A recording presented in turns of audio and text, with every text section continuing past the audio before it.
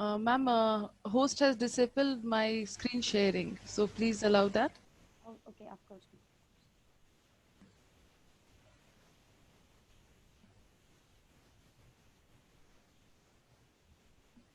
Yeah, ma'am. The host has not disabled my screen sharing. I would request you to kindly allow that.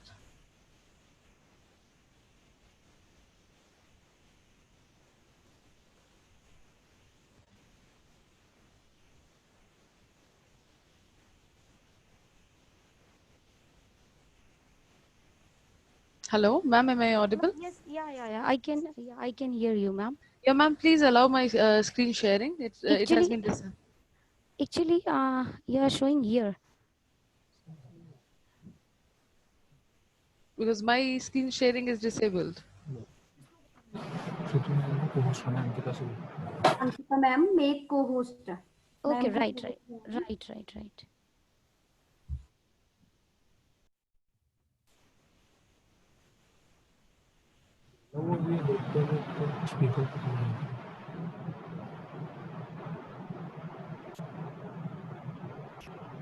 Ankita host. Just hold on.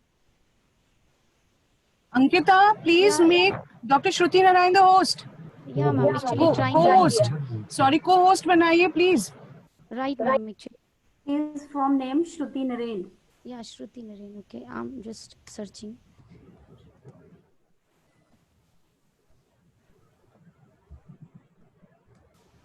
Actually, it's not showing here. Okay. I'm just searching you. Okay. Yeah. Actually, hold on, ma'am.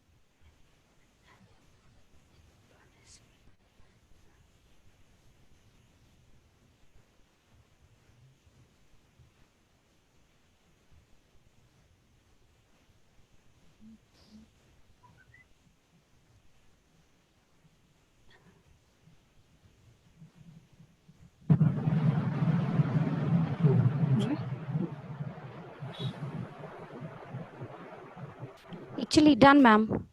Done? Oh, thank Yeah. you. Okay, all right. Yeah. Sorry for inconvenience. No, that's okay.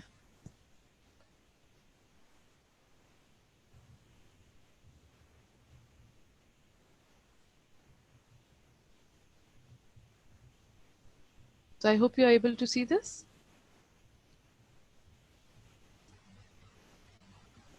Is my screen, can you see my screen? Yes, ma'am. Visible. Okay.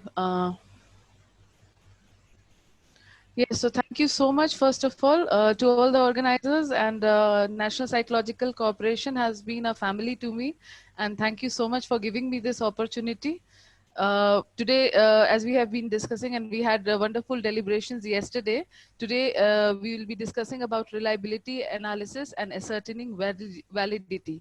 These two are very important constructs for test measurements and test construction. And definitely, as right from the beginning, when we conceptualize, means designing a test and having a psychological tool, from that onwards it starts. So most importantly, we need to understand how it went right yesterday also. Just to say, second. So we need to understand the term measurement first. Although sir has Bhardwaj sir and the other sir has already talked about it, but we need to understand what measurement is, and definitely that will give us an idea of means the whole process. We all of us, like when I was a student as well, from that time only I was also very eager. When I used to take some psychological test, I was also very eager to think of developing a psychological tool someday. My parents were from the same field and they have developed several psychological tests. So that also made generated a lot of interest in me. And definitely that is the time from where we see, and the basic first step is measurement. So measurement refers to the process of assigning numerals or events, objects, etc., according to certain rules in such a way as to represent quantities or of attributes. Like it is very different from the physical measurement. It is easy to measure the temperature of an individual, the means any other physical attribute, the weight, the height, everything can be measured. But for a psychological measurement, it is a challenge. So measurement is the act of appraising the extent of some amount, dimension, or criterion, or the resultant descriptive or quantified appraisal itself. So that is how we define measurement. And not able to change.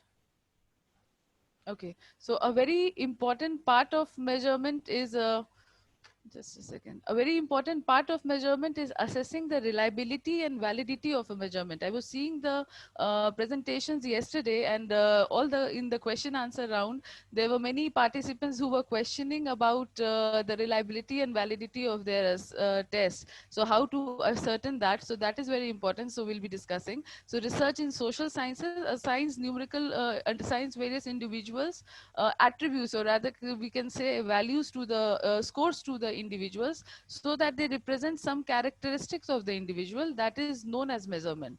But then how do the researcher know that the score actually represents the characteristics, especially when it is a construct like satisfaction, happiness, resilience, and these days spirituality? We have seen a upsurge in the researches related to resilience, happiness, and especially spirituality these days. So how do we know that we wish to measure? So how do we tap that? All these constructs, even satisfaction, and it has been long measured by psychometricians.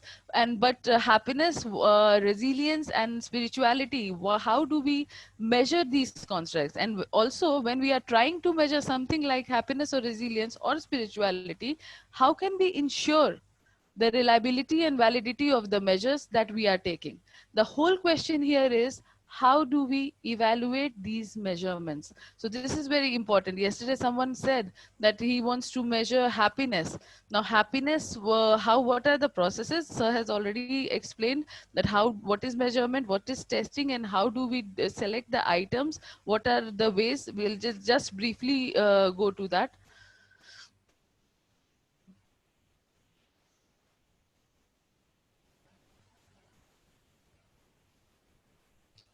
It's not changeable. It's not changing.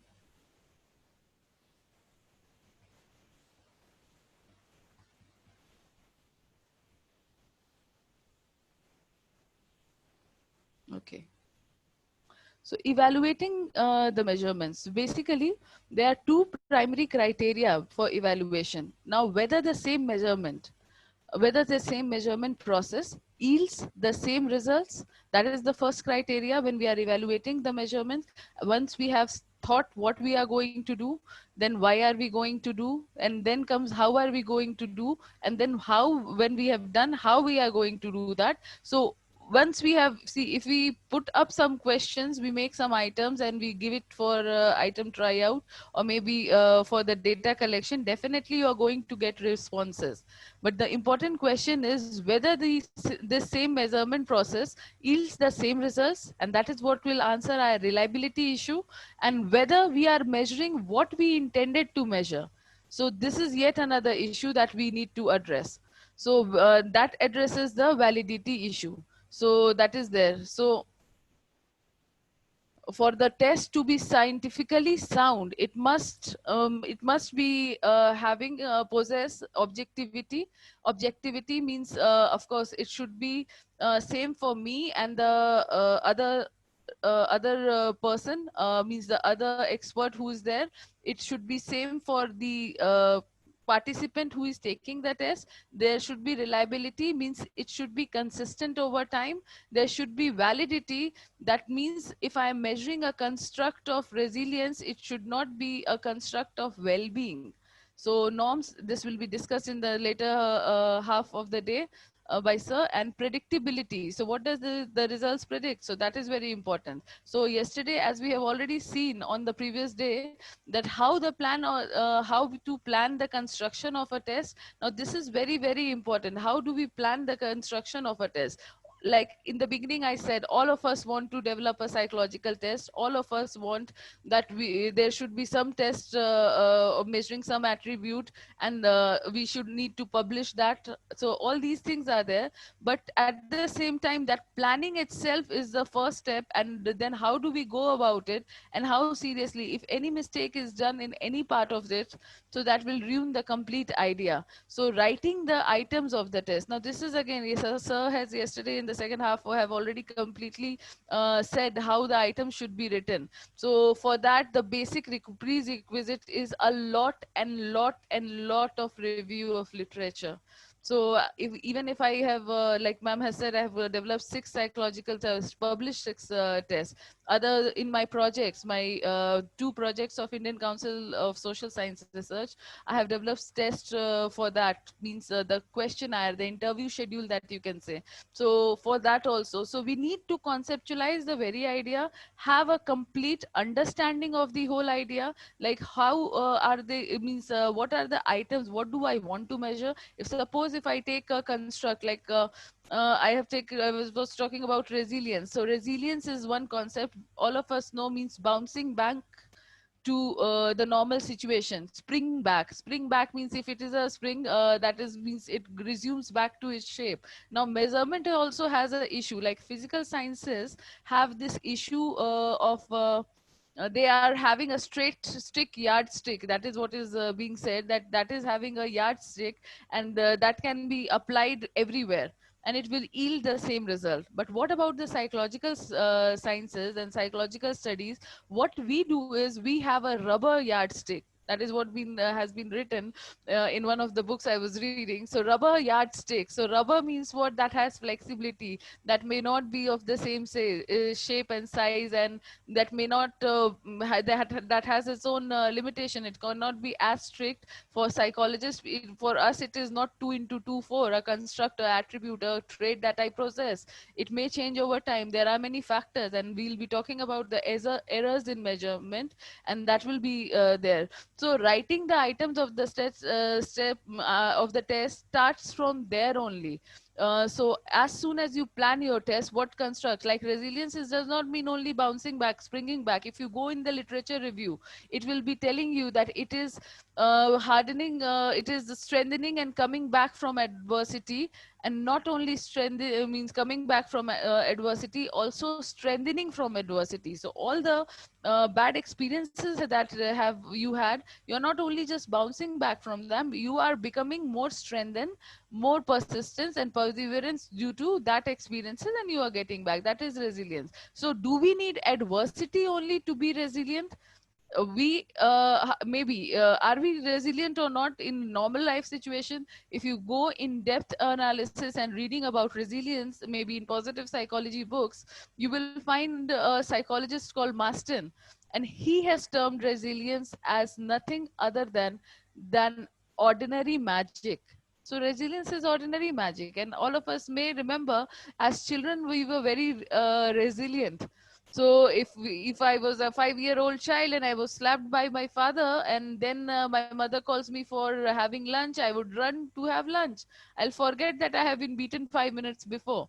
So that may be the case, and we forget immediately, we bounce back, and that was the ordinary magic, and early year resilience was taken as a construct of that. Other than that, if I'm talking about habits, one of my scales are adolescence habits scales. So when we are conceptualizing some idea, some construct that I want to measure, so adolescence does not mean only they are concerned with studies, they are also concerned with extracurricular habits, they are also concerned with the internet usage, they are also concerned with their peer group activities. So all these activities we need to consider. So if I am saying habits, it is not only study habits. We need to have a comprehensive picture of any construct that we are thinking to measure. So and writing the items for that again is, it's a big expertise. Sometimes in the beginning, I'll tell you, for myself, I was very much in use of trying to use a lot and lot of good heavy words. But then I was told by mother, Professor Vijay Lakshmi, with whom I have developed several tests, and my guide, Professor Arun Kumar Singh, and he has developed many other psychological tests, a very important figure in that. So he told me, be very simple with your words, right? Yesterday also, when I was seeing the chat box, there were many people who were saying that please Hindi में बोलिए या हिंदी का use कीजिए, right? Then again, there were many requests in the chat box that please stick to English. So definitely, language a very important factor in construction of psychological tests. If you are using heavy words, if you are using, I'm sorry, those who are in Hindi, I'm using very simple words, and I'll be using a mix of both. So don't worry about it. And English is no foreign language for us. So let us, we will be getting to that. So when we are writing the items of the scale, we have to be very simple. We have to be very clear cut, and we need not use. Sir, yesterday in the second half said that when you are using maybe a very Hindi term, and you are so write in bracket the English meaning of it, and vice versa, right? You are using a psychological test, you have made a psychological test in English, so what you can do is you can write in the bracket the Hindi normal general meaning of it. For example, one of the tests I was seeing, I was writing कि मुझे भगवान पर बहुत विश्वास है. Now विश्वास is emotionally laden word, a very emotionally laden word. So emotionally laden या heavy words use न करें. So a simple language for the test will be मुझे भगवान पर बहुत भरोसा है. So bharosa is a very simple word, and we can do. There are not very much emotions involved. Vishwas में बहुत emotions है, heavy word है, लेकिन भरोसा एक common word है. So we need to be careful while we are writing the items of a test. The question, the item should not be double barrel. That is again one thing. Double barrel means in one question you should need not put two separate questions. क्या हम दुखी रहते हैं और चिंता करते हैं? Am I sad, or do I keep thinking about, anxious about the future? These are two different concepts, and you cannot put it in one sentence. These are already sir has explained very nicely yesterday. I'm just having a recap of what has been done yesterday, because that is the base, and all these factors affect your reliability and validity of the test. So definitely it should convey the same meaning, it should be there. And moreover, translations. Now when we can think that being in the, sir also said that if I'm in UP or if I'm in Bihar, does the scale have a same connotation and convey the same meaning for people in Himachal Pradesh or maybe people in South India? When I'm talking about language, yesterday we had so many, I've given you the examples that language is very important. So when we are not having a common consensus among our own country, that it may change from state to state, maybe. So how do you think that we are in a habit, like people are in a habit, because the tests are available for free among on the internet? So what do? We do is we generally prefer to take those tests. I'm not saying that those tests are wrong, but now is it applicable to our Indian settings? So that we must need to see when we are selecting a test. We prefer not to spend 500 rupees or 1000 rupees for a test and to buy it from National Psychological or Prashad Psycho, wherever. We prefer to download it from the internet and invest 200 and 300 in the printing of the test, and that too, but we are not means we don't want to buy the test. So that is a wrong practice that we have. So even that is even apart from the copyright issues, there are many other issues which are involved, and that you need to understand, that you cannot just take a test from the foreign writer and apply it in the Indian settings, where we are as test developers, we are saying that is my test applicable for the south or applicable for the northeast, applicable for the west? Is it there? So we need to be careful, and there are many things. And first, when you develop all these things, you have a very good review of literature. Reading, there is no alternative to reading, and the more you read, the more you get an idea. And once you are clear with the idea, once you have operationalized the term, meaning that you have got it in its basic meaning. Now it cannot be further divided, right? If I want to measure resilience, I need to understand what is resilience, right from the origin of the word to what it means and what other psychologists and what other researchers have told about it. So, I'll be giving my other examples later on, but yes, now once you have done that and you, whatever, being an instinct, having the instinct of the researcher, you need to write the items and then you need to go to the language experts. Language, a very important factor, again, I'm saying. So language experts, and then you go to your subject experts. Now, subject experts will be going to validity. The first thing is face validity. Now, is what have you think? What are you thinking? And are the subject subject experts in consensus with what you are written, what you have written? Does it measure the construct? Does it look like it is measuring the construct at the first place? So that is one thing. So then when all these hurdles are clear, then we go for an item tryout. Yesterday we were talking about pilot study. Now, pilot study, let me tell you, is very, very important. I'll give you another example. When I was developing a test on emotional intelligence, which is again published by the National Psychological Corporation. So, emotional intelligence, when I was talking, developing a test, there was one question on the relationship within with the siblings, right? So there was a question which was actually, when I was doing the item tryout, the first 100 people whom I administered my test on, and I saw that most of them has left one question, and that question was, क्या आपका संबंध आपके भाई बहनों से अच्छा है? So क्या आपका संबंध, are you in good relationship with your brother and or sister? So how does that question, why is it is a simple language and it was a simple question. So why was that question left out by many? Now when I saw the personal information, there the birth order. So initially I have mentioned all that. So birth order, they were all single children who has left those questions. So when they were single children, and of course, when I'm a single child, where is the question of me having a brother or sister? And when I do not have a brother or sister, then how can I answer that question? If I answer it, that will be on my assumptions and relations, maybe with my maybe cousins and all. So these are the very small things. I had to drop that item because of that. In that item tryout, that gave me an idea that this question is not relevant for all. Yesterday, many people were asking about Google Forms and the research that they did in during the COVID period. Is it reliable and valid? I'll come to that as well. So Google Forms. I myself has taken up 32 for 35, I think.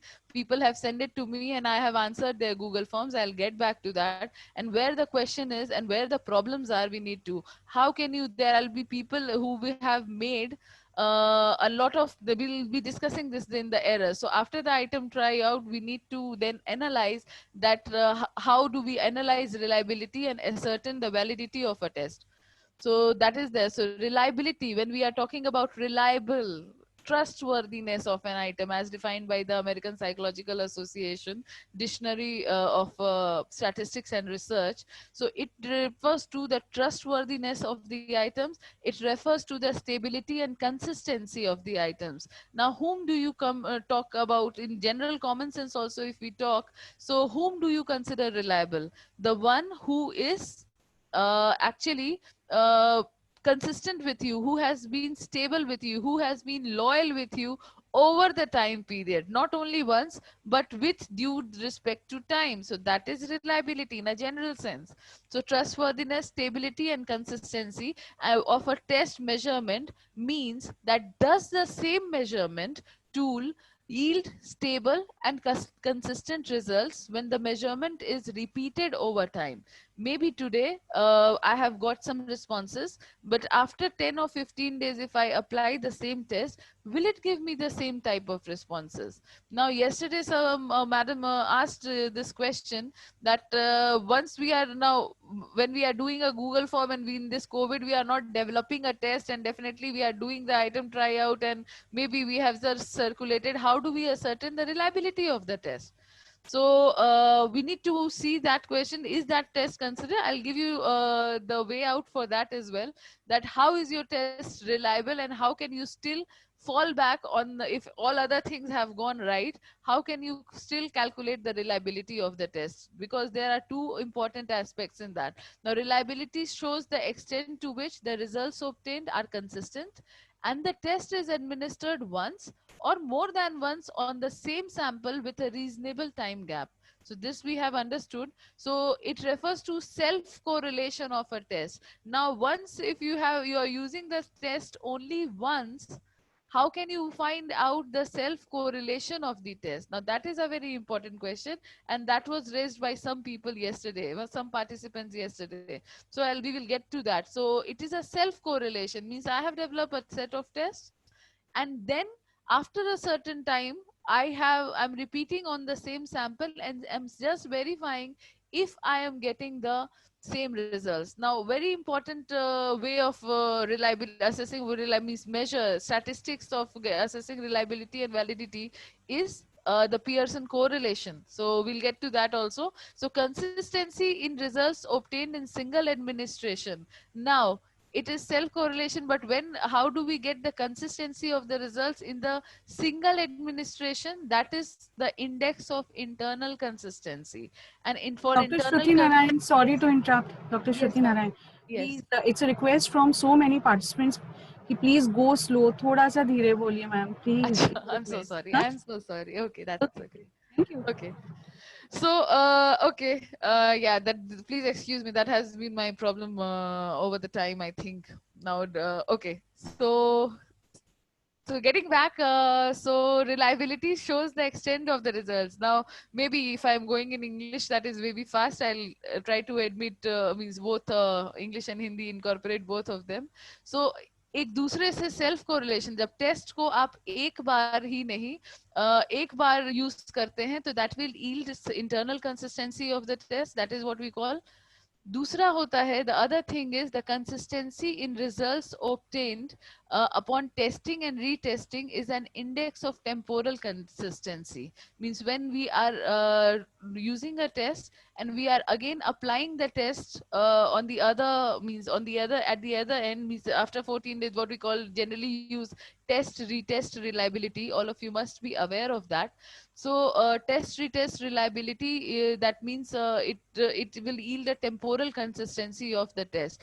And trust me, both of them are very very important for ascertaining the reliability of a test. So internal consistency means you are having yielding the same results over some certain period of time. It is not that today the test is reliable and tomorrow it will be unreliable. Suppose you have developed an items means 10 or 20 items test, 20 or 40 items test, let us see. So and you are measuring a construct of happiness. So once you have again gone all through all, because I'm repeating all what I have said. So once you have gone for the conception of the test, the construction and the understanding of the test is clear to you, that you have reviewed a lot of literature, means you have understood in detail what the construct of happiness means. And then when you are going to the language experts will make the grammatical corrections.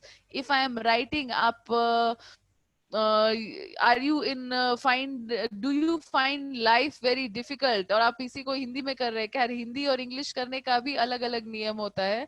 Again, if you are using a foreign author's test, you have to adapt the test and not translate the test. So that is again having a very strict rule on that. We have Bell's adjustment inventory. आपने सुना होगा उसके बारे में या use भी किया होगा. So Bell's adjustment inventory has been adapted by Moshin and Samshad of Bihar.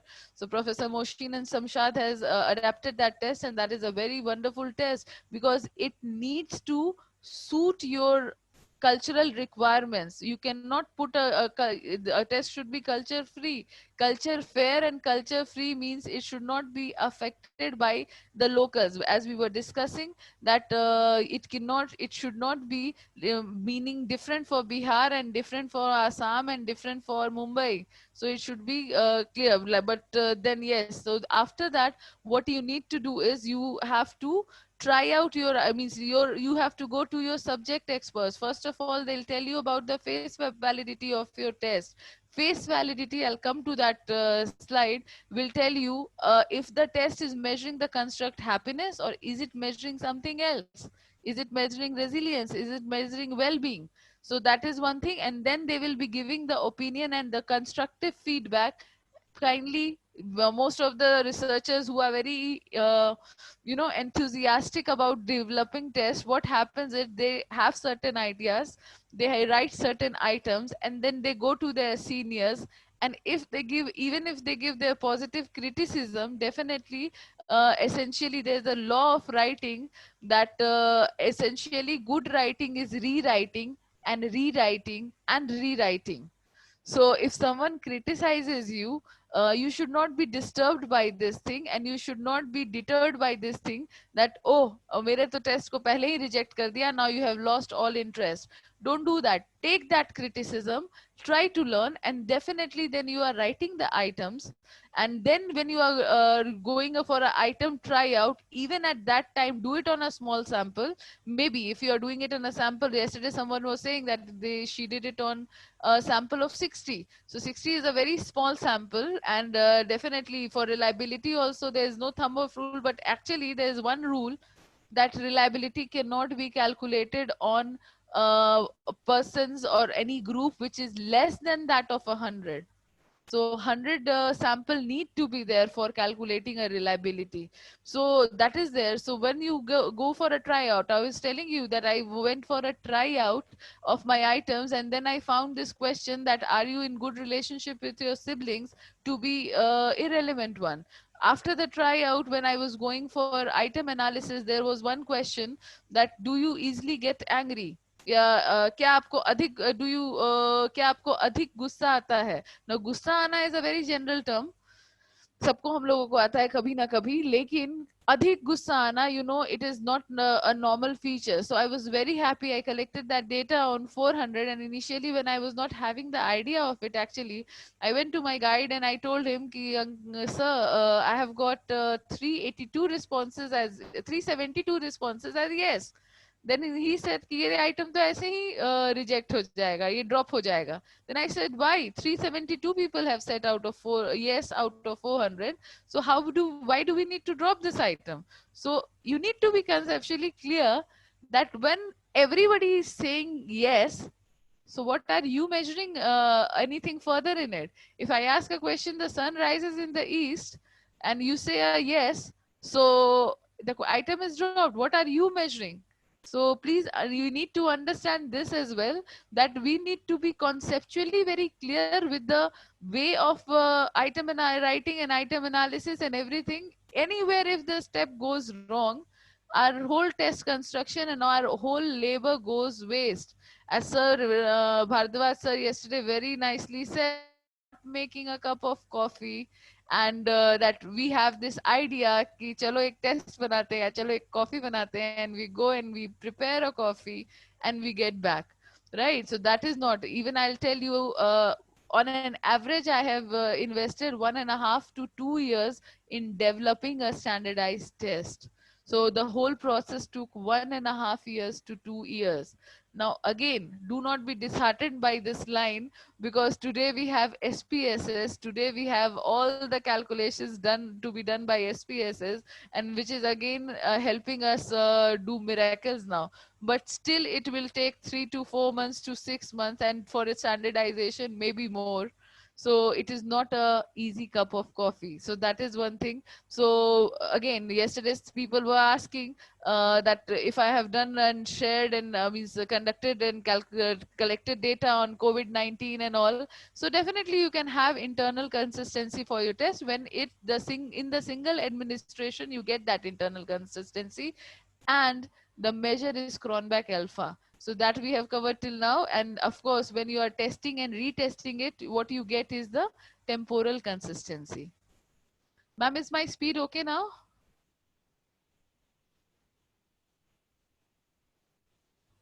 Hello? Okay, then. Okay, then. Okay, okay, ma'am. Thank you so much. So we again go to the construct of validity. Just a second. एक second.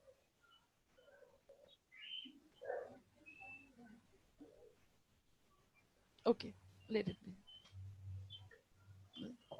Okay, I'm so sorry. So now we come to validity. Validity is the extent to which the scores on a measure represent the variable they are intended to measure. Means if I am trying to construct a test for happiness, it should not be a test of well-being. Although well-being and happiness are two important constructs, which is very related, right? So when I'm trying to measure happiness, it should measure happiness. I should know the theories of happiness. I should know what the construct means. So review of literature will give you a complete understanding of happiness. Yesterday, sir also said you can also fall back on the religious test. If you go to Gita, if you go to Islam, if you go to Christianity, Bible, everything will give you a construct. What do they mean by happiness? And you can even use that construct. So having a theoretical base for your construct, that will definitely give you an idea what you want to do and what you intend to do, and actually what you have intended is showing in your measure is the validity of the test. So extent to which the scores on a measure represent the variable they are intended to measure. I hope that makes it clear. So validity indicates the extent to which the test measure what it intends to measure when compared with some outside independent criteria. Now, when we were talking about reliability, so reliability was a self correlation of the test. Self correlation means the same test was correlated by its own self. So, but with validity, here the difference is, in other words, it is the correlation of the test with some outside criterion. So some outside criterion is there, means some other valid test is there, some other standardized test is there, and you are comparing your scale, your test with that test. So you are, again, what we are actually getting here also is Pearson correlation only. So correlation, you will be correlating between the two tests, the one that you have developed and the other that is has been standardized by some other researcher, some other psychologist or educationalist. So that is validity. So the criterion should be an independent one and should be regarded as the best index of trait or ability being measured by the test. Means the criterion, the construct that you have taken, the criterion that you have taken, that should be the best index. The other criterion also that you have taken, and you that should be the best index in that field. What about now, the question arises here, what if the test you are measuring is a new test completely and no other person has developed that test? How will you do, how will you calculate the validity of the test? So we need not be disturbed by that also, even because even when it happens you have developed complete new test and that nobody else has measured, you can go for a related construct which actually resembles most of your this thing, most of your construct. So that is exactly how we do assess the validity of that test. But definitely there are many other constructs. Now synonyms, we know that there are test which maybe well-being is there, so maybe happiness, if I'm talking about well-being there, if I'm talking about positive life orientation, there are many other sub factors which are related to that. So we need to explore those factors, and of course review of literature will give you an idea of that as well.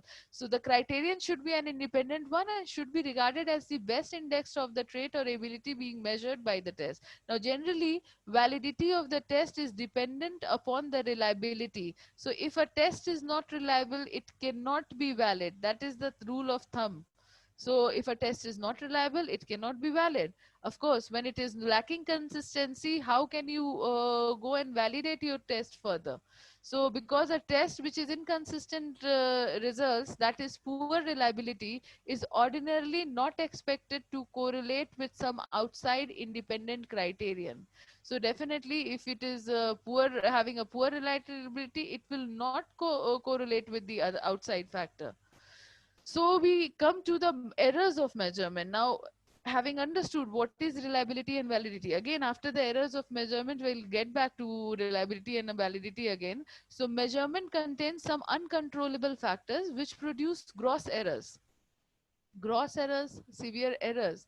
So, and that too, it applies to psychological measurements clearly. Like for the physical measurement, we were talking that we have thermometer, we have a weighing scale, we have a high measuring tape, so we can measure the height and everything there. But with this thing means with psychological measurement, we need to understand that it has its own limitations and challenges much more than that of the physical measurement. So measurement contains some uncontrollable factors which produces gross errors. This theory of measurement error has been the major concern, especially for psychologists, while psychologists attempt to work on reliability. So this is a big concern for all of us, and the sources of errors in measurement can be due to various factors.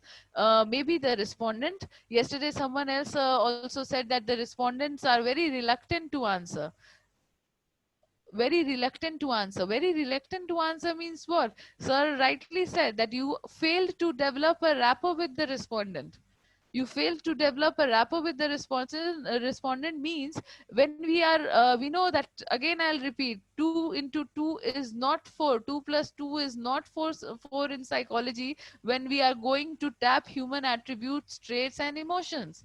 So if the respondent is sometime respondent is a source of error, because if you have not, what do we do now? Even I'm telling you, if I'm getting many COVID forms and to respond on that, then people just call me up and say that I have developed a questionnaire, I have developed a survey form, and ma'am please answer कर दीजिए ना इसको 10 minute समय निकाल करके दे दीजिए. So the casually, I am responsible because I am a teacher. I am responsible because I have time. I am responsible that maybe because I like to see psychological tests, and I can answer that nicely. But if you give that message to all others, no one will take your test seriously. Even people will be like, okay, I'll do it. They'll see. There are many other factors. We'll discuss that. So it is very important to build a good rapport with the respondent. Unless you have built a good rapport, if and the respondent trusts you, so they will not give you a good result. So respondent may found it reluctant to express his true feelings. Why should I express and expose myself before you? Number one. Or it may be that sometimes due to lack of knowledge, the person may not express himself clearly. Now, personal feelings of the respondent, such as intelligence, social desirability and education, are all other factors. Other than this, you have anonymity issues. Now I'll just say that there are people who have been like I have measured in I've seen in Google Forms that I have filled up over the last 3 months, that they have made compulsory questions. They have put a red asterisk on this, on the name, on the email ID, on the age, on the educational institution, and on all the things. Is it right? When you are talking about anonymity, when you are talking that your responses will be kept confidential, then why the hell are you interested in knowing the name or email ID of the person? Are you going to revert the results back to him? You are not going to do that. We always promise. But after having 400 data and 600 data, are we going to give the individual analysis to the participants? We don't do that. So be responsible as a test constructor.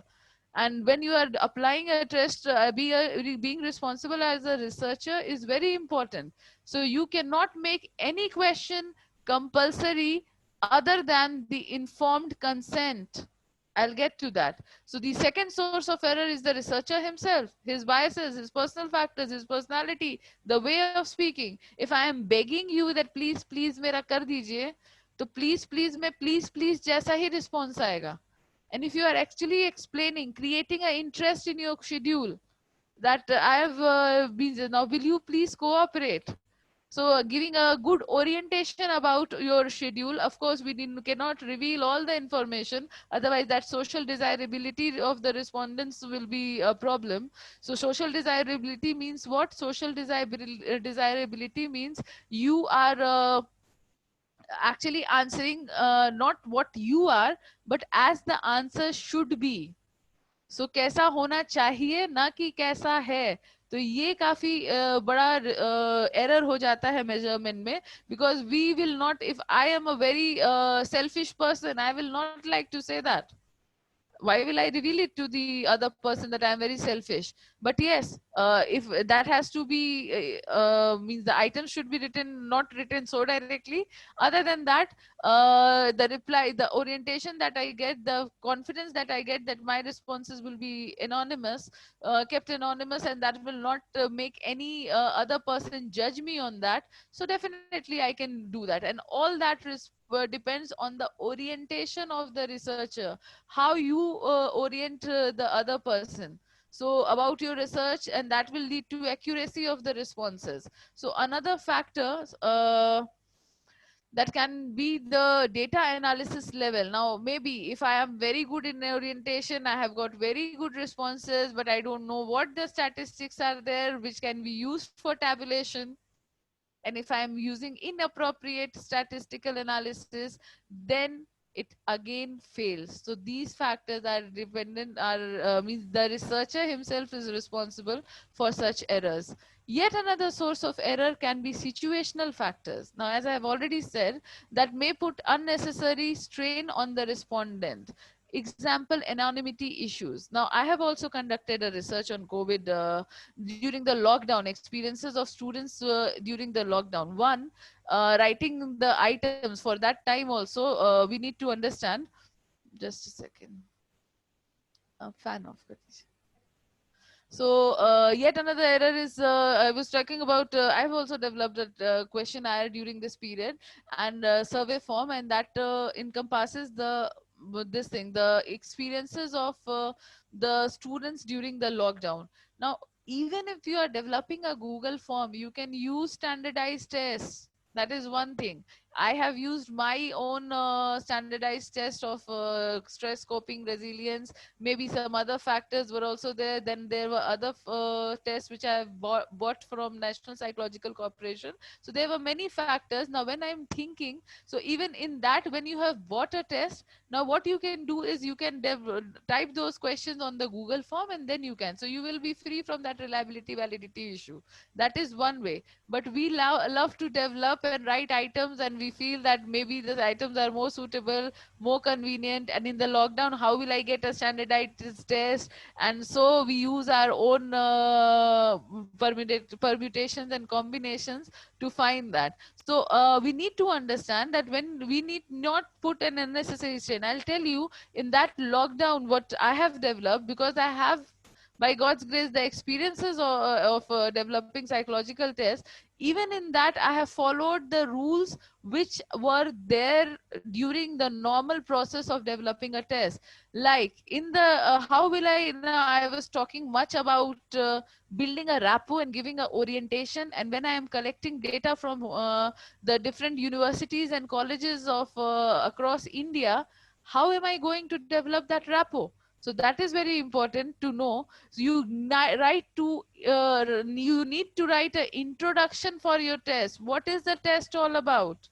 Now, what is the test all about means, like I have written, dear participants. Now, I have just explained, of course, in a covered way only, what the test is all about, what the questions are related to. You write the instructions. Many of them, even on the print of the test that we do, questionnaires, there are instructions given. Now, you write there that these questions are related to your daily life experiences.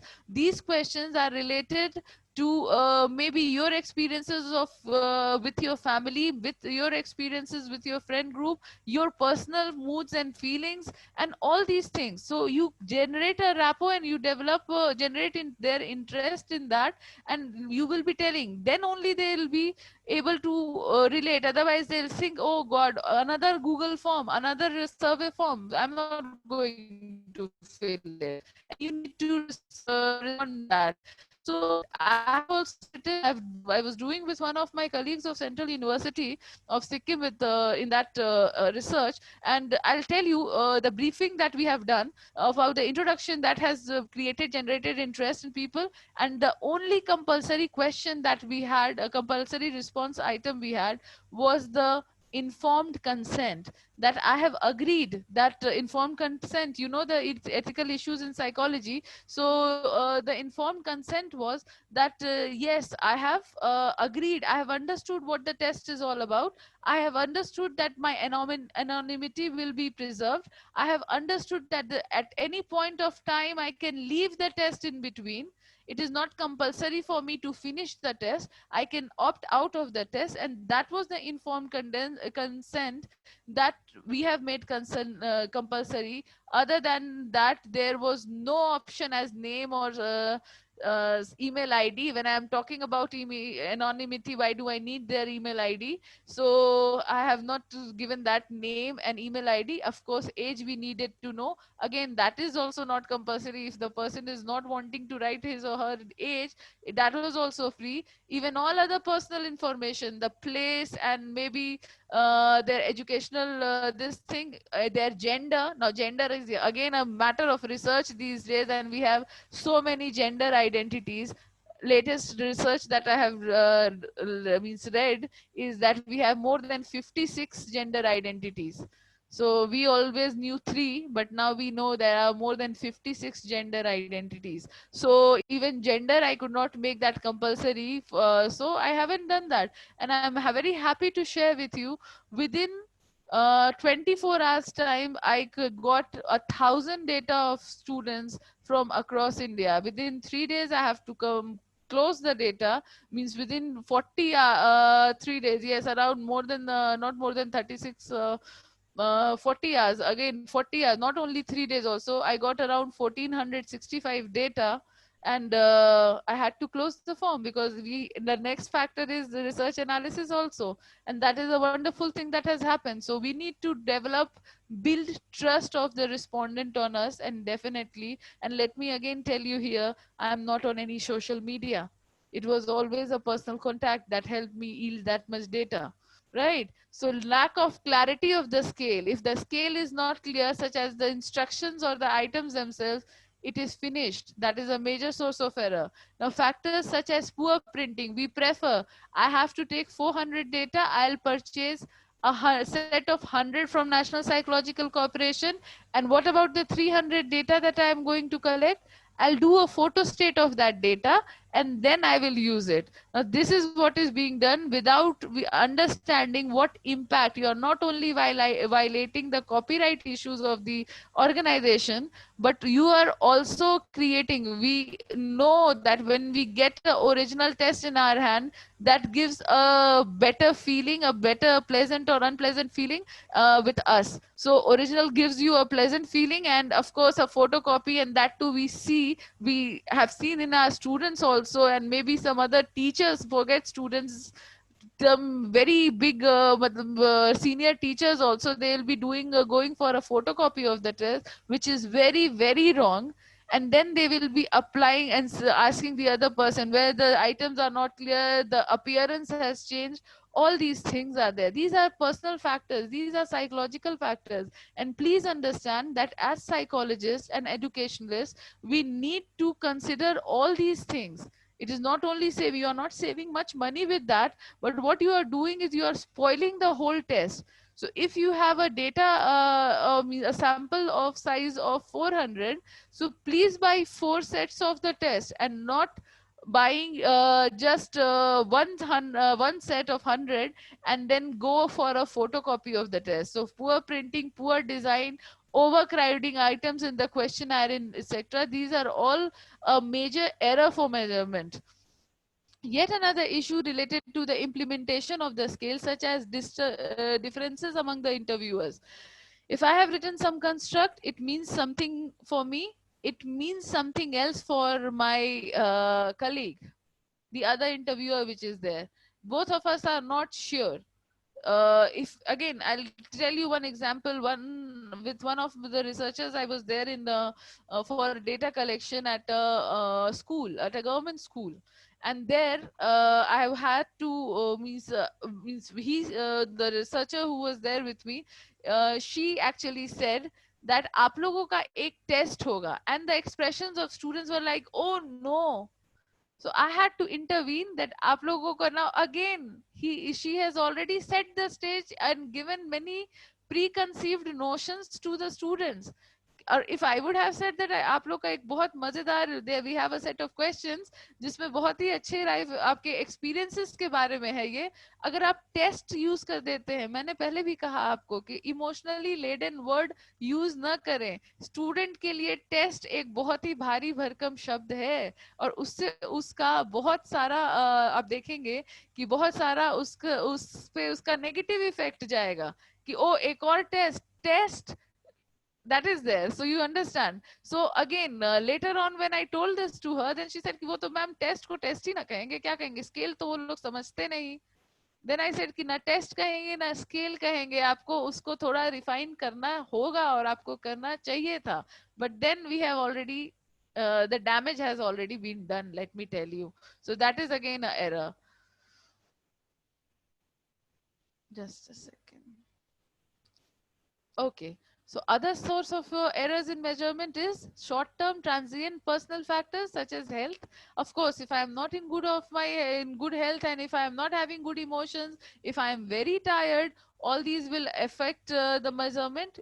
Now, I means maybe the researcher, maybe the participant. If the participant is not, if a person is not feeling well, if a person is already tired and you are giving him good orientations about yourself, then that person is telling you कि हम कल करके आपको दे देंगे, I will do it tomorrow and get back to you, but you say नहीं नहीं please please आज ही कर दीजिए, तो वो भी करके आपको दे देगा एंड लेट ट्रस्ट मी उसका आपको कोई फायदा नहीं होगा.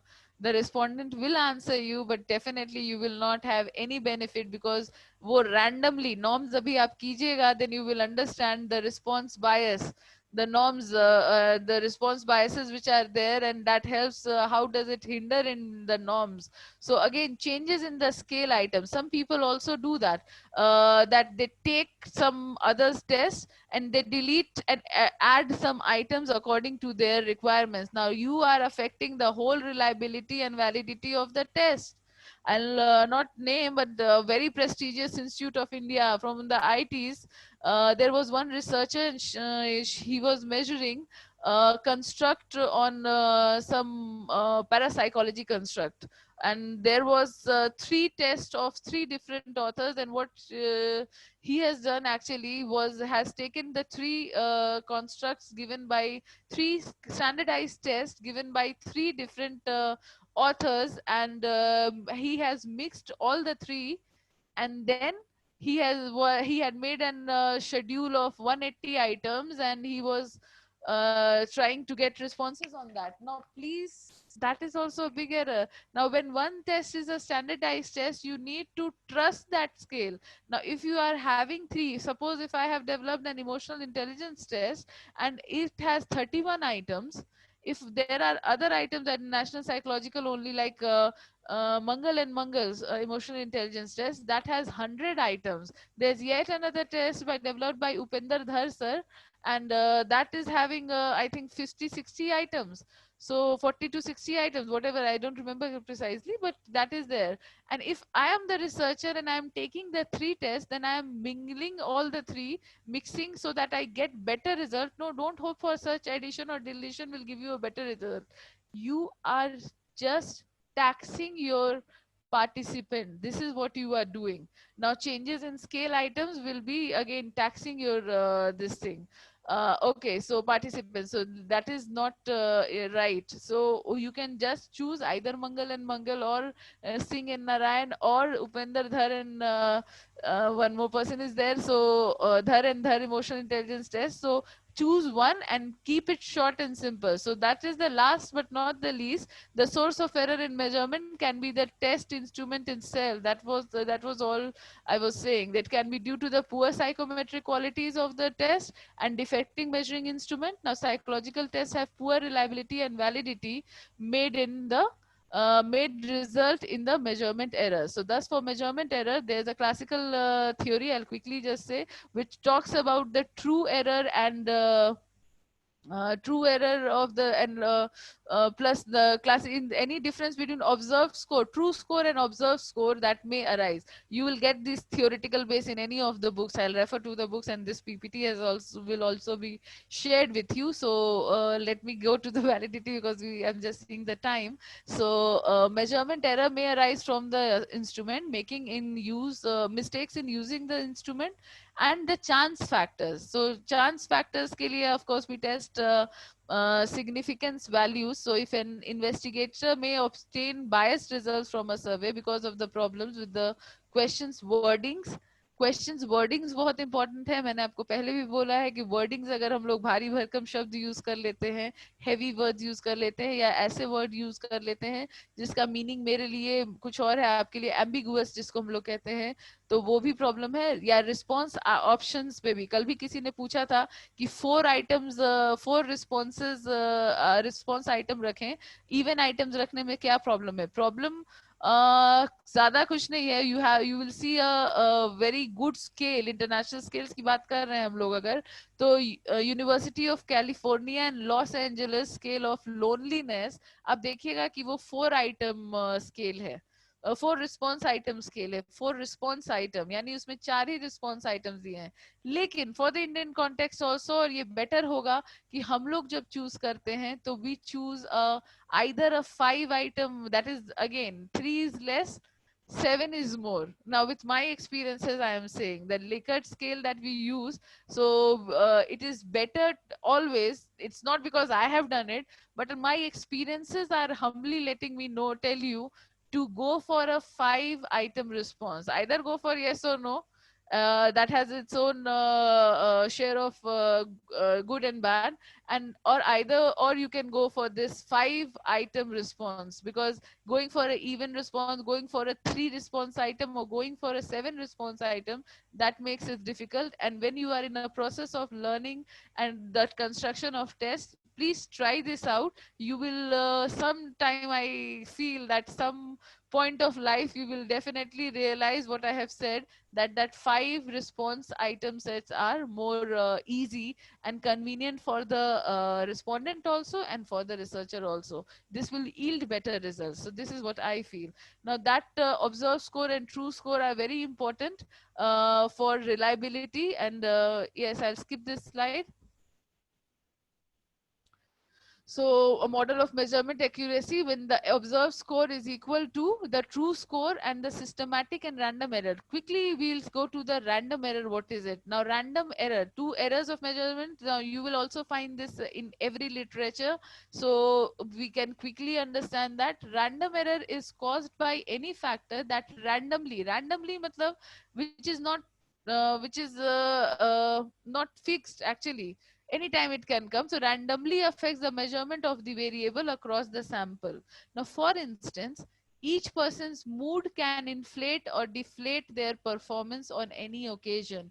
Now, random error, the example means there is a very good test, Dhar and Dhar self-esteem scale is there. Now, self-esteem is what? Self-esteem is our the way we see ourselves, the self-worth that we have.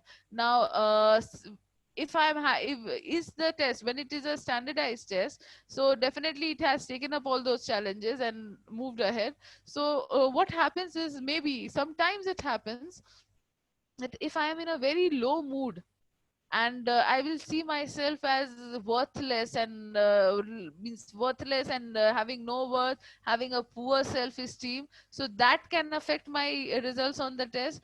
On the contrary, if I am in a very high mood, I am very confident and I am feeling so good about everything, so definitely that will be affecting the results of self-esteem also. So that can cause a random error, but definitely trust me on that also, that is also with 1 or 2 participants, and that too if you have built a good rapport and if you have given the time to the person, definitely you will be able to go above it. So it does not have any consistent effect on the entire sample. Instead, it pushes the observed scores up or down randomly.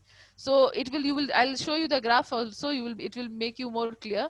So if you could see all the random errors in a distribution, they would have to sum up to 0. Means the negative side that it moves and the positive side, right side that it moves. So if you add the negative and the positive errors, the ones, so what you will be finding is the sum of it will be 0. So it adds variability to the data but does not affect the average performance for the group. Now it is also known as noise. So let me show you the graph now. Random error means in terms of reliability, reliability can be defined as the extent to which measures are free from random error. So random error is equal to 0. When random error is equal to 0, the test is called to be perfectly reliable. Now see this graph. Now the one line shows the blue line actually. It shows that the scores are having no random error, the blue line. So you will be seeing, and what does the random error say? We have already seen that it pushes the distribution that randomly affects the measurement, and what it does is actually it pushes the observed scores up and down randomly. Now it will bring the variability in the response, but not it will not change. If you see the if you see the calculate the mean of the score, the normal probability of the curve, the mean median mode of the curve, you will find it same for the scores of the random error and the scores which are having no random error. So the difference that it will bring is it will bring in the variability of the responses. I hope it will make sense to you once you get that into practice. Another one is systematic error. Now caused by factors that systematically affect the measurement of variable across sample. So systematically affect. One was affecting randomly and the other is affecting systematically. So systematically means systematic errors tend to be consistent, either positive or negative. Because of this, systematic error is sometimes considered to be a bias in measurement. So bias in measurement. Now with the random error, we have seen that it will bring this thing.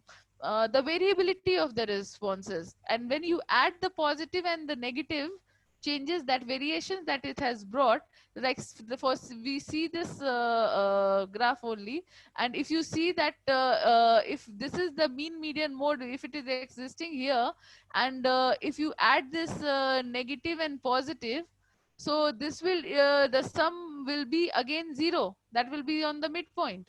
So that happens with random error. But what happens with systematic errors, it will shift either to the sides, either to the negative side or to the positive side. So this becomes a bias in measurement.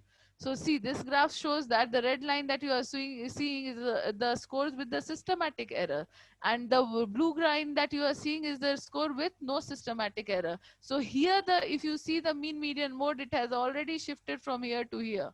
So that is exactly what the problem is, right?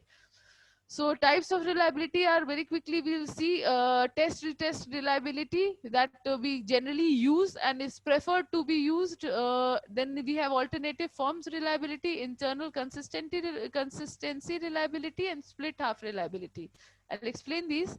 The test retest reliability, the most used one. Actually, when we were talking about temporal reliability, then when same test is used over a period, after some period of time, we get that. So respondents are administered identical sets of items at two different times, and the degree of similarity between the two measurements is determined. आपको कहा था शुरू में ही कि reliability is a self correlated measure. So same test, if I have developed a test and I have put it on means applied it on the respondents, on the participants, and I'm getting the responses after, say, a general, it's not a rule, means it can be called a rule of the thumb. So after a period of 14 days, 14 days is considered to be optimum. So after 14 days you can again go for to the same power respondents and reapply your test, and then what data you get, you take a Pearson correlation for calculate a Pearson product moment correlation for that, and if your this correlation coefficient is reliability coefficient that you get is more on a higher side, generally we say more than 0.60, and in many cases more than 0.80, like in Cronbach alpha, that is for internal consistency, it has to be more than 0.80. Otherwise then your test can be called as reliable. So alternative forms reliability is yet another type of reliability where two equivalent forms. Now you have made a test, equivalent forms means similar, not equal, not same, but equivalent. So equivalent forms of the scale are constructed, and the same respondent are measured at two different times with a different form being used each time. Means maybe the test items are same, in the alternative forms reliability, the test items are same. Maybe you have changed the sequence of the items, maybe you have changed some other things in the test, and but the same respondents are given once you are given the first test, and then you are giving the alternative form of alternative test to the same respondent, and that will yield you a alternative forms response reliability. The third one, a very important construct, like most of us have been questioning yesterday also. So the very important construct is internal consistency, and if your test is not having an internal consistency, it will not work at all. So it is the inconsistency of respondents responses across the items on a multiple item scale measure. Now for example, if I have a test of 50 items, and what I will in internal consistency, like Cronbach alpha, I'll come to that. Cronbach alpha will give you a 252 repetitions of calculating the same one item with other 49 items, with the whole test, actually not 49 items only, with the whole test, and this will give you the internal consistency reliability. I'll tell you the textbook, when you refer to that textbook, all these things will be very clear to you. This is something, reliability and validity is very easily used, the terms used by us, and is least understood and is more confused. Because we don't read in depth, that's why it becomes a challenge for us, that how are we going to that, is my test reliable. Once you go to go through the literature and the chapter, you will be clear about it. Now split a half reliability is another form of reliability. The items on the scales are divided into two halves. Two halves in the meaning, like the same, if I have 50 items measure, and then I am divided into two halves, and the resulting half scores are correlated. For how will I divide it? Either the first half means 1 to 25 into one set, and the 26 to 50 into another set. That is one way. Another way is choosing the positive and negative items, positive negative items, I'm sorry, positive, odd even, that we call. So odd even, so odds are 1, 3, 5, 7, 9, 11, and you go through that. You can choose that till 49, and then 2, 4, 6 items which you have written. So 2, 4, 6, 8, 10, and so on till 50. You split it into two halves, the odd items and the even items, and then what results you get is you correlate that. So that is how we obtain the split half reliability. And then now very importantly, Cronbach alpha, because this is the need of the hour, because most of us have, I think, done a research on COVID and Google Forms, and how will we, I was means assuming that through yesterday's conversation only, so I am putting it here. So Cronbach alpha is a convenient test used to estimate the reliability or internal consistency of a composite score. I told you, composite score, one item with all of the rest items. So this will give you again and that will be done very easily through SPSS. Those who are having a knack in SPSS, you understand how well you will be using Cronbach alpha. You can need to feed the data, and when you enter the data, and then you can do the analysis through and use the measure Cronbach back alpha, and that will give you an internal consistency immediately. So I said that I took 1.5 years to 2 years to develop a test, and now at least you will take 6 months, 3 months to 6 months due to the help of SPSS through that. Okay, the coefficient alpha, it is also called as the coefficient alpha or Cronbach alpha, is the average of all the possible split half coefficients resulting from different ways of splitting the scale items. I told you, it is said that it can do it 252 times. So this coefficient varies from 0 to 1. So 0 to 1, of course, there are no negative values, and 0 to 1 and a value of 0.6 or less is generally indicated as unsatisfactory internal consistency. So for Cronbach alpha, you need to have a coefficient of 0.6 and above for this. So because if it is less than 0.06, it will not be considered as, your measure will not be considered as internally consistent. So when it comes to the final test, now when on the basis of the experimental or empirical tryout of the test is finally composed of the selected items, the final test is again administered. Now very important point, that's why I have put it in red again, that on a fresh sample, kindly do not bother your participants, that once you have already gone to them for your item tryout, again you are going to them for another set of pilot study, and then again you are going to them for reliability, and then again you are going to them for your retest reliability. Please don't do that. So when you have already developed a measure and everything has gone well till now, for testing reliability, please choose a fresh sample in order to compute reliability coefficient. Now the size of the sample for this purpose, yesterday I quoted that someone said that it is 60 for her, so it is not not a good indicator. Actually, you need not, of course, that also depends. Sir also said it depends on the sample that you have selected. If I am selecting a sample, if I have constructed a test for bank managers, 60 is a big number. But if I am constructed a test for adolescents or for youth or for students, 60 is a very, very small number. So that we need to understand. But the optimum size that we say for testing a reliability coefficient, so the size of the sample for this purpose should not be less than 100, and it should always be again done on a fresh sample. So as stated earlier, reliability is the self correlation of the test, and it indicates the consistency of scores in the test. Now we quickly come to validity. So it refers to what the test measure we have already tested and how well it measures it. So if a test measures a trait that is intense to measure intense, it is written intent should be the word here. So to measure well, we say that the test is valid one after estimating reliability coefficient of the test. So when the test is intended to, it measures what it intended to measure. I've already given you example. If you are constructing a happiness scale, it should not be a measure of well-being. If you are calculating a self-esteem, it should not be a measure of self-efficacy, and likewise.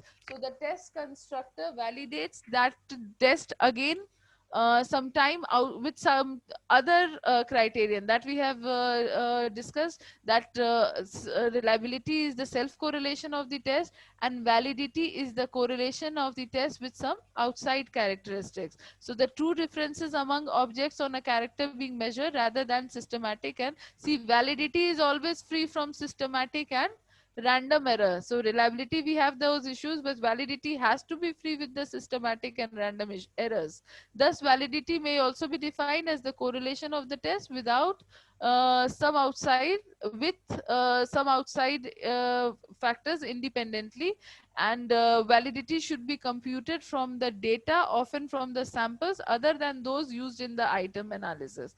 Again, here also the case lies that you have to use it on the fresh sample, and again with another test, your test and the other test which is a measure of that construct. So you are giving those tests to a fresh sample, And the process, why are we doing it? Not on the same sample, means we are choosing again a fresh sample, and this whole process is actually called cross validation. That is the concept. So perfect validity requires that there are no measurement errors. No measurement errors means no systematic or no random error. There are different types of reliability. I think I'm running short of time, so but yes, this I have taken from Google itself. You can find this description, and definitely I'll be giving you this whole PPT, so don't worry about it. So types of validity, there are many validity, there are many types of validity. The first is the face validity. Content validity, let us start. Content means what it is composed of. So does the measure adequately measure the concept? Content, the concept, the concept which it has, which you have taken, does the measure adequately measure the concept? That will tell you about the content validity. Face validity, I have already told you.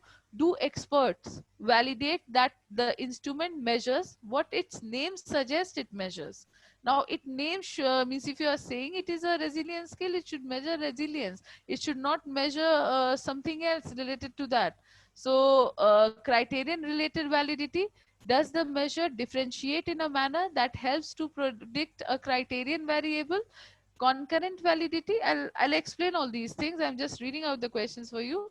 Now concurrent validity, does the measure differentiate in a manner that helps to predict a criterion variable currently? So again, that is again a very important thing. Predictive validity, sir has already told about this yesterday, that does the measure differentiate individuals in as manner as to help predict a future criterion? Now construct validity, does the instrument tap the concept as theorized? Now content and construct validity, a very, very important type. Now convergent validity, do two instruments measuring the concept correlate highly? So are they in line with each other? Now discriminant validity, this is again very important. Now you need to discriminate between two concepts. Now does the measure have a low correlation? Now if I am taking a well-being scale and if I am taking a resilience scale, so both of them should have low correlation with each other. That will tell you that yes, those two tests are different from each other and not highly correlated. So does the measure have a low correlation with a variable that is supposed to be unrelated to this variable, like height of a person and intelligence of a person? Although we are Indians are having a lot of correlation in that also, that those who are very tall are having low intelligence, those who are having a short height, they are high on intelligence, but that does not work. That is not right. So quickly, content validity is the extent to which covers the construct of an interest. So content, the whole concept actually, which is there, it is subjective but systematic evaluation of how well the content of a circle represents the intended measurement of the construct. So how well the content of a circle represents the intended measure of the construct. So basically it covers the, basically just understand, the content validity refers to the concept of the construct that you are using. The criterion validity is can be any variable that one has reason to think should be correlated with construct being measured. So a criterion, now we were talking about that for validity we need to have a criterion which it is measuring, and measuring in the sense which is related and which is very well explained with that thing, and that with that we validate our own measure. So it reflects whether a scale performs as expected in relation to other variables selected. Criterion variables means the other scale which is there as a meaningful criteria. So that is criterion validity that we get. Then there are two different types of criterion validity. When the criterion is measured at the same time as the construct, criterion validity is referred to as concurrent validity. Now get back to this question. Concurrent validity, does the measure differentiate in a manner that helps to predict a criterion variable currently at the same time actually? So that is when the criterion is measured at the same time as the construct, So criterion validity is referred to as concurrent validity. If I'm working on emotional intelligence, I have got a test of emotional intelligence, maybe by Mangal and Mangal. So if I am validating that I can attain a concurrent validity through that. So when the criterion is measured at some point in the future, after the construct has been measured, it is referred to as predictive validity. Now, because the scores on the measure have predicted the future outcome, so that is concurrent and predictive validity. Now, construct validity, another important one. So it addresses the question of what construct or characteristic the scale is in fact measuring. So what construct is there? If I'm talking about happiness, it should not be well-being. It includes convergent, discriminant, and nomological validity. So convergent validity is the extent to which the scale correlates positively with other measures of the same construct. Like I told you about in emotional intelligence, if I'm measuring, if it is going with some other scale of emotional intelligence, and then I can get a convergent validity. Discriminant validity, already we have talked about this, that is the extent to which a measure does not correlate with other construct from which it is supposed to differ. It is supposed to differ. Means two different concepts should not give you a high correlation for that. So nomological validity, it is the extent to which the scale correlates in theoretically predicted ways with the measures of different but related construct. As I told you, if I have developed a new scale, I don't have any other scale which is measuring the same, which is giving me the convergent validity of that. So I'll go for the theoretically predicted ways which are given, and I'll relate to that. That is what we call as nomological validity. This can be understood as a form of construct validity that requires a comparison of at least two constructs, and those constructs have a possible linkage. Like if I'm not getting any scale for my new construct, yesterday someone named a new construct which I liked very much. I forget him, I'm so sorry. But then for that you need to see the theory, and again review of literature will help you with that. So the link between reliability and validity is that if a measure is perfectly valid, it is also perfectly reliable, that is free from errors. If a measure is unreliable, it cannot be perfectly valid. If a measure is perfectly reliable, it may not be perfect validity, because if there is systematic error still present, then we will not say systematic error, it shifts the scores towards the left side or the right side completely, so it will not be valid. And reliability is a necessary condition, but all at the same time it is not sufficient a condition for validity. So it is imperative, it is very important that you calculate both reliability and validity for your measure. Now, to sum up, we cannot simply assume that the measures work. Their measures work. Conduct research to show that they work. If you have developed a measure and you are very happy and you are very biased about it, that yes, it is going to work, please conduct further research and find out its reliability and validity. So reliability is the consistency across time, across item, and across researchers. And validity is the extent to which the scores actually represent the variable they are intended to measure. So this is all. So thank you so much. And I'm sorry for taking, I think I exactly finished on the time. And let me give you the references. You will find out books, the book that you can refer. The most of the material that I have taken is from the book. Again, he is my PhD guide as well. Test, Measurements and Research Methods in Behavioral Sciences. I can write that name again to you. This is Professor Arun Kumar Singh. Test, Measurements and Research Methods in Behavioral Sciences. And there are materials which have also been taken from the SWAYAM courses, MOOC, massive online massive online open course. So SWAYAM materials have also been taken in that. And thank you so much. I'm open for questions. Hello. Hello. May I ask you, ma'am, one question? Sure, sir. Sure. Ma'am, it is a really nice session. Myself, Dr. Lalit from Jadavpur University, Kolkata. Yes, sir. Yes, sir. Ma'am, actually, I have again question on that happiness. Suppose I want to frame the questionnaire or scale on happiness. Yes. So in order to include the dimensions of the happiness, Yes, whether sir. I should, before starting of the scale, whether I should determine the dimensions or whether I should put all the items randomly, and after factor analysis, I will decide the dimensions. This is one question. Yes, sir. Second question is that you have discussed about your phrase application of test uh, Face for validity. tryout Yes. Okay. for reliability and validity. Yes. So again, is it another test-to-test method? Yes, sir. You have So, yeah. yes.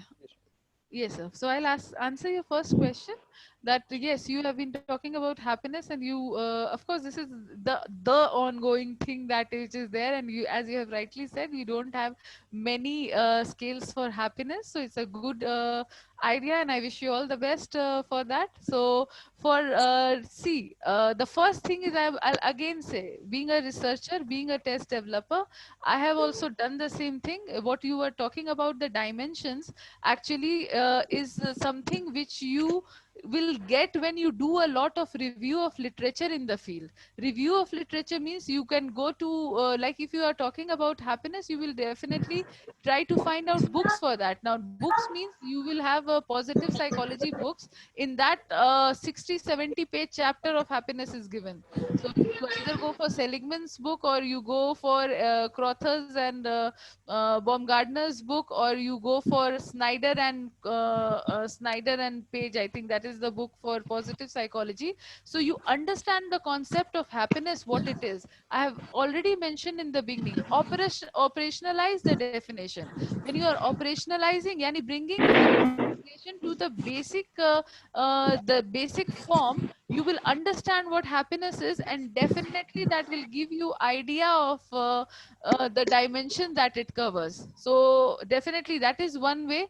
And yes, see, SPSS again, I was praising SPSS right now, but what happens is actually with the computers and SPSS and everything, it is very intelligent and does the work. I have also in my project, postdoctoral project from Indian Council of Social Science Research, I have used factor analysis when I was developing, and then it automatically gave me dimensions. So factor analysis is a method of data reduction.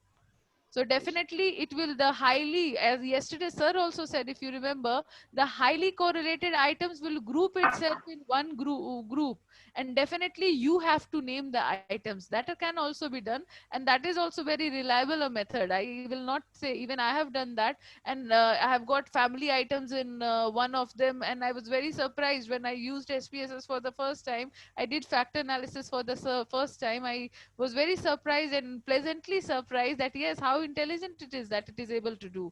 So at the first time, you should have a proper understanding of the construct, and definitely so that you can give develop the dimensions for that, and rest you leave to factor analysis what they will give you. So you can just match whether your assumptions, it is a good way to test your own self.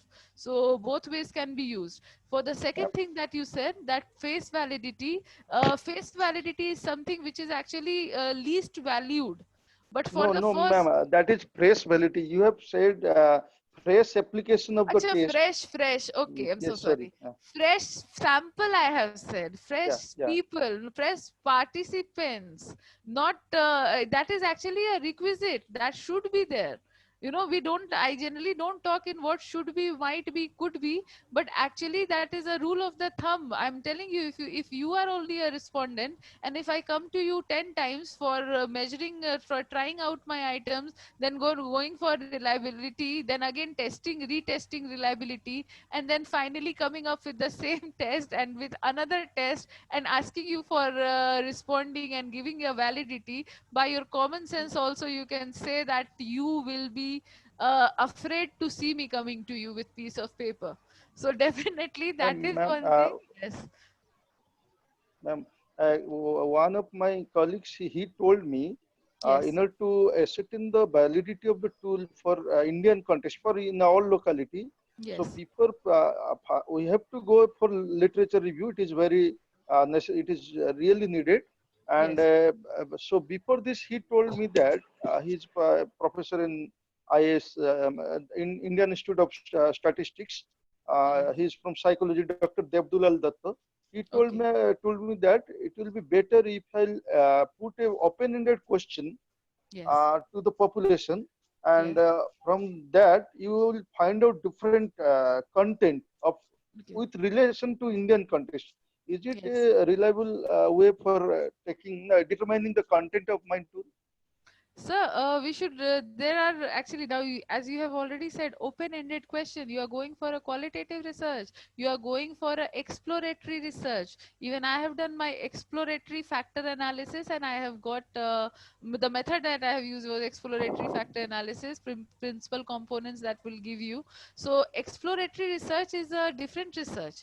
When we are actually, yesterday sir also said that when you are going for this thing open-ended questions, this will give you an idea, like in even item tryout. When we do it, what we do it, we ask our we select some certain people, 20 or 30 participants only, and we ask their feedback, what ideas they have. Is there that this difficulty value of certain language or ideas they can, the one who on which whom I am going to apply my test. So for that fresh thing, what you are being told by is right, but definitely maybe that item analysis is very important, right? Item validity, you do not need to run for that, that you are already going for a test, and which is just a second.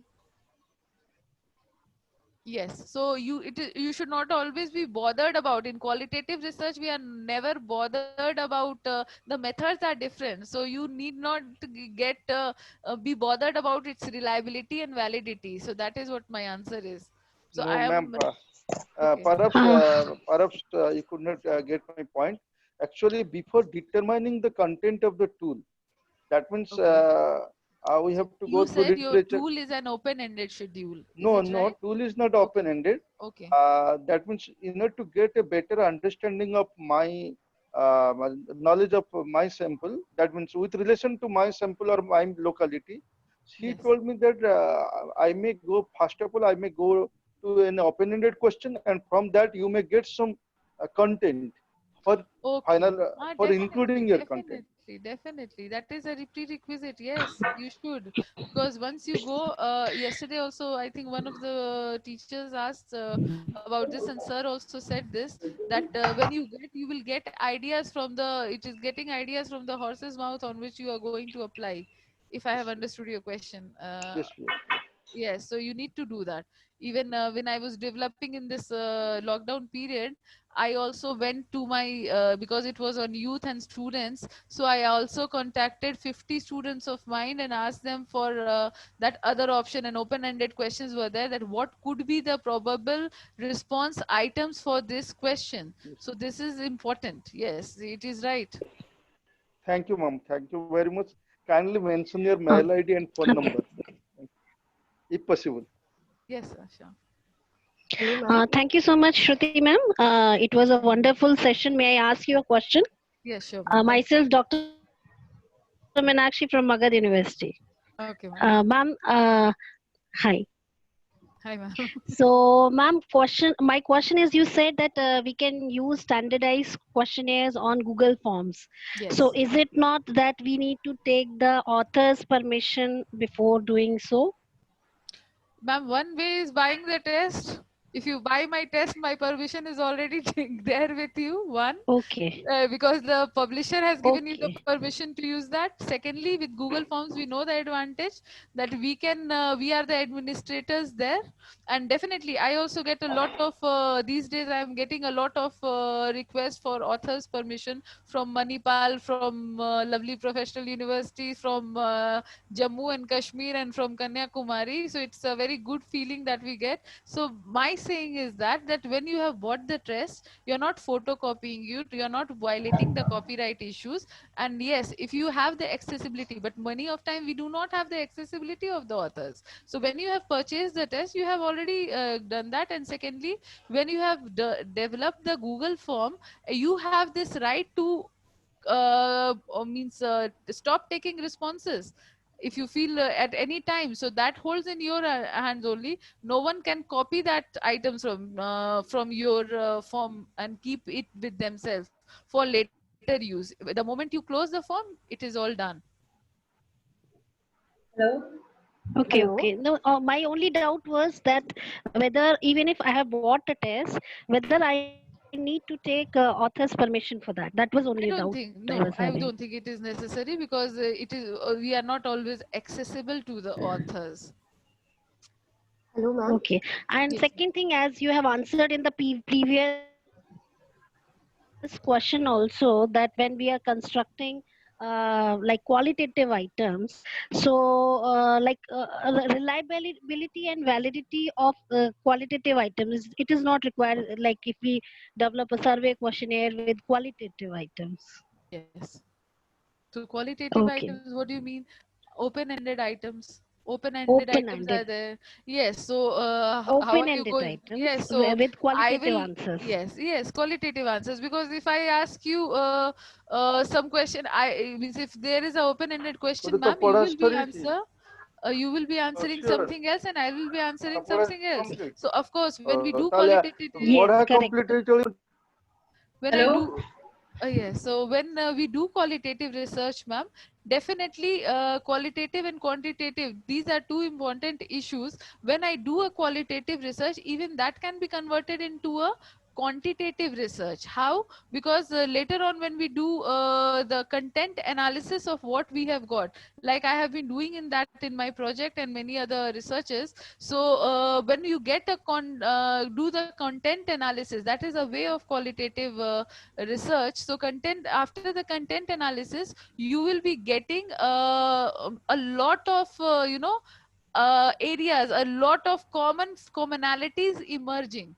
Like if you ask a relationship between the family of the student and the with him, means the family relationships, you will see they're all converging on a same issue. So the the pleasure of qualitative and quantitative research when it goes is that you are seeing the actually the specificities, the out factors, which stand out of the box, that is from the mundane, and also the standing out, even the mundane in the standing out factors, meaning कि आपको बहुत common चीजों में भी कुछ खास नजर आ जाता है और कुछ खास चीजों में कुछ कॉमन नजर आएगा ही. So that is the beauty of qualitative research. So you can Thank do you that. so much. Thank you Thank you. so much for such a beautiful reply. Thank you. Thank you, ma'am. Hello, ma'am.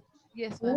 Good afternoon. I just have a doubt. Yes. Like Yes. when we are constructing a tool, Yes. do we need to establish all types of validity and reliability? How do we decide? No, not at all, not at all. You can only move further, start with your test reliability. That will also do.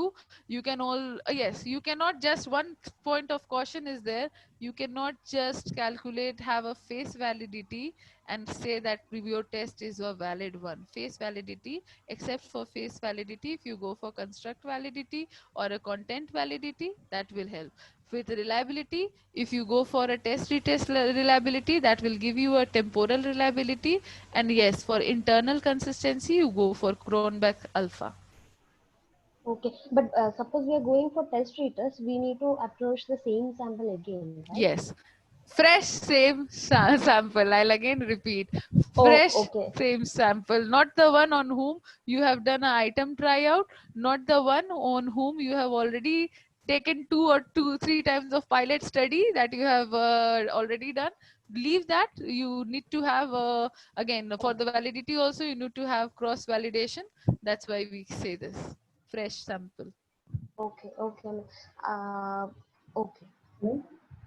Okay, I interrupt. Sorry, I interrupt because we are all running out of time. I'm so sorry. I'm so sorry. Ma'am, I have a question. Okay.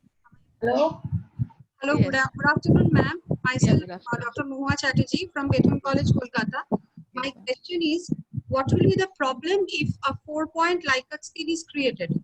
As in that case, we can eliminate the possibility of the respondents choosing the average or neutral response option. As we know that when the respondents are not very sure of the responses, they tend to choose the average, that is 3 neutral or average. So in Okay. that way we can eliminate the possibility. Ma'am, that is what you think. That we are, if I am taking, like, if you are giving me a 4-point item and then you are asking me never, rarely, sometimes, and often. Right? So if that is there is no average question in that. For me, I will pick up sometimes as an average question. So that is the response bias. And then norms, you will be studying all that, the response sets that we have, and how we are having a tendency to do that. So I have been telling you from, it's not a problem. You can go, I'm telling you, a very widely popular test, UCLA, that is University of California in Los Angeles, loneliness scale. That is a wonderful test. You go, it has also had 3 revisions till now, right, from 1978 to 1980 to 1996, and still you can use that scale. It is that good a scale. So that is a and that is having 4 response items. So I was telling you, when you are an Indian researcher, you think that there people have a tendency, but that completely depends on the items that you have written, on the items, like, means the formulation of your items each time.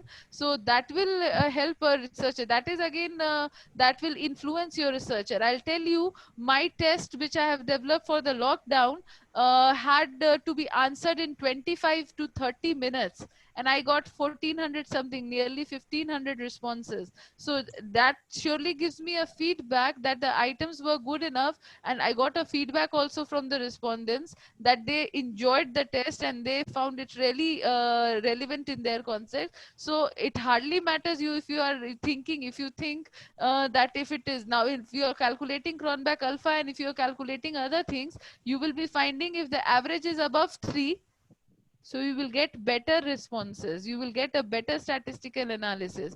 You, if you still wish to go, that is my personal experiences that I have told you, that go for a 5-point scale. It will be better according to me, not going for a 7 or a 3 or even a 4-point scale. And if you think, and if you have that bias in your mind itself, that that will eliminate the whole idea of this thing, the average, you do not know. Yes, so that is, no, you cannot be sure of that. That depends on your items, basically. Thank you, ma'am. Thank you so much. Okay, I express my heartfelt thank you to Dr. Shruti Narayan ma'am. Ma'am, you have blessed our participants with your knowledge and experience. And thank you so much once again. And I extend my thank you to our organizers, Dr. Mahesh Bhargava and Dr. Rajshri Bhargava. I thank you to Dr. Vishal Sood sir for being so supportive. And I thank you to all my technical supporting team for making this session successful. I would also like to thank all the participants for making the session more live through their queries. Now we are officially closing this session and meet you all at 3:30 p.m. today for second technical session. Thank you once again, everyone. Thank you so much.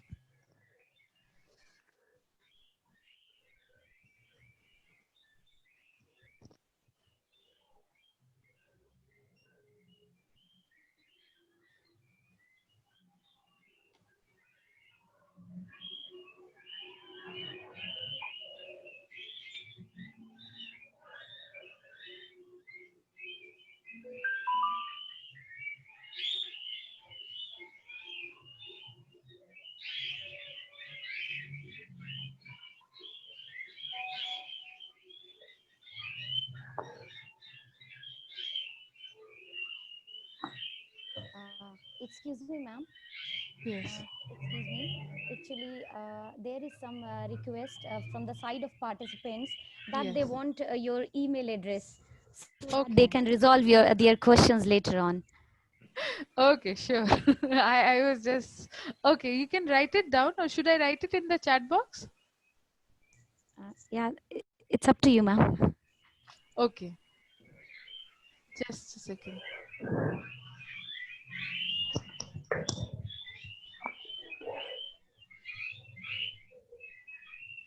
Just apologize to you for my speed and please forgive me for that. I'm just writing on the chat box my email ID, and I'm very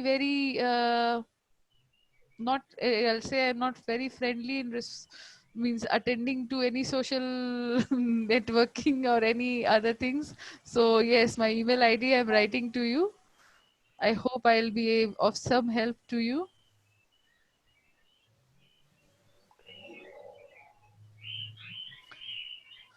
So it's Shruti, SHRUTI .NARAIN 2011 at gmail.com. I think it is posted. SHRUTI Shruti .NARAIN 2011 at gmail.com.